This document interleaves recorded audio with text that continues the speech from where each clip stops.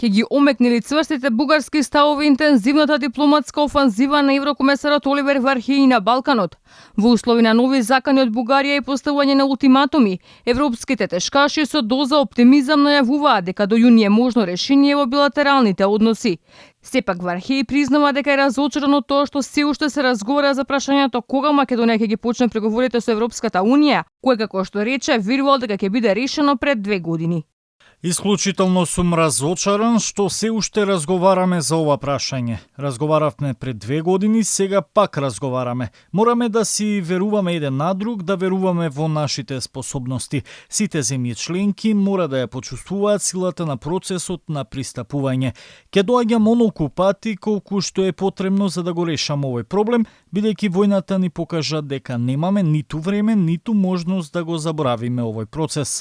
Македонскиот министер за надворешни работи Бујар Османи млаката реакција кон бугарските власти сега ја замени со остра реторика. Откако од Берлин и порача на Софија да покаже лидерство да се затвори токсичниот тек на односи, сега пред европските челници со порака дека одложувањето на преговорите може да има сериозни регионални последици.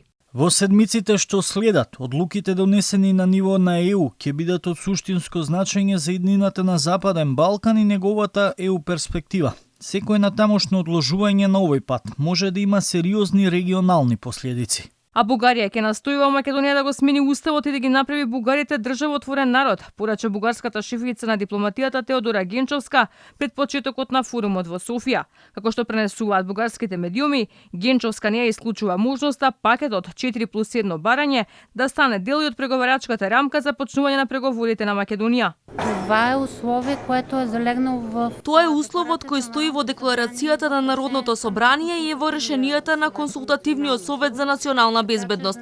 Така што за нас тоа е услов кој треба да биде исполнет од страна на Македонија.